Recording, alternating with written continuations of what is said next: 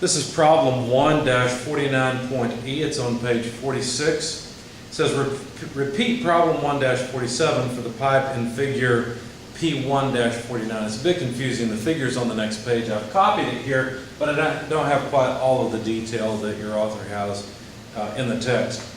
The pipe is 1.5 inch Schedule 40 steel pipe, so we'll have to take care of that. But problem 47, the problem description is essentially to calculate the stress in all sections.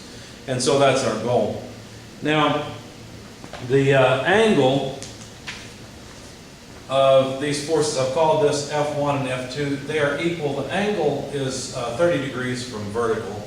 So basically what we really want to do is just compute the stress in section AB and section BC. Now, to get the properties of the cross-section of this pipe, the standard pipe design, you have to go to Machinery's Handbook or look it up somewhere, but Schedule 40 1.5 inch pipe is a standard pipe size. I looked it up in Machinery's Handbook and found that the cross-sectional area is 0.80 square inches. What does that look like? Well, it's basically just an annular region. So if you were to cut that pipe, it would look something like this. It's supposed to be a round section. And the area we're talking about, A, is this section. So this is over here this way. Okay, so all we need to do now is calculate the force in section AB and the force in section BC. And our solution for finding the stress in AB will just be find the force in AB divided by the cross-sectional area. Same thing for BC. The stress in BC would be the force in section BC divided by the area. Now, I've gone ahead and written normal stress. How do I know it's normal stress? Well, the direction of the force is this way and the cross-sectional area is this way.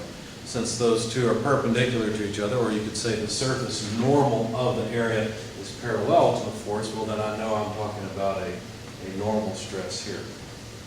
So to do this, I'll need the force in section A, B, and BC. To do that, I'll need free body diagrams.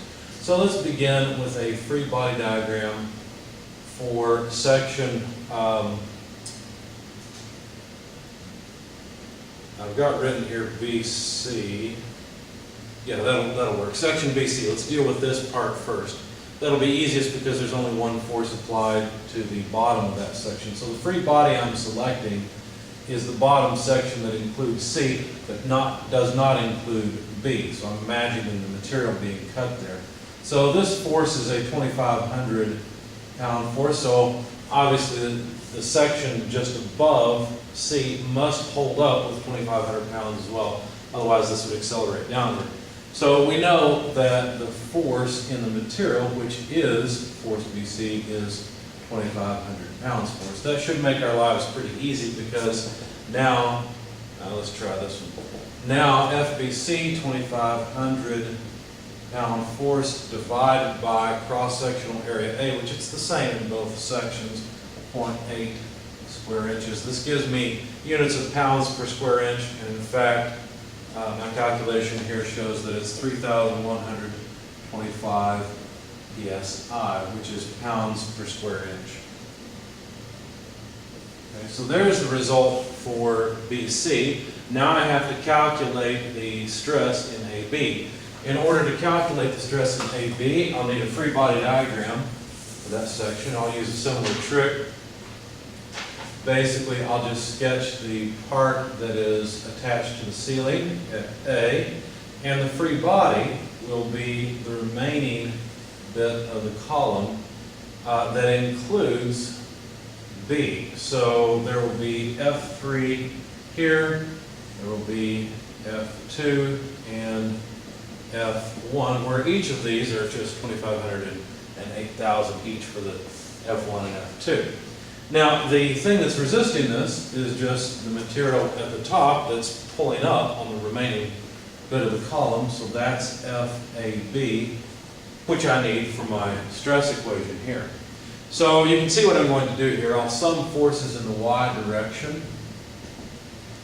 And so that would be force AB, this force acting upward, less F3, and since all I need is the vertical components of F1 and F2. F1 and F2 are the same. They may be in opposite directions in the horizontal direction, but their direction vertically is the same. So all I'll do is just subtract 2 times F1, and all I don't want all of F1, I just want the part that points straight down. Since the angle is here, and the relationship between this side and this hypotenuse is a cosine relationship. So I need cosine of the angle, which was a 30-degree angle, but for now let me just call it theta. So let's write a theta over here. Anyway, that summation is 0. So basically I can write FAB is equal to F3 plus 2 F1 cosine theta. Okay?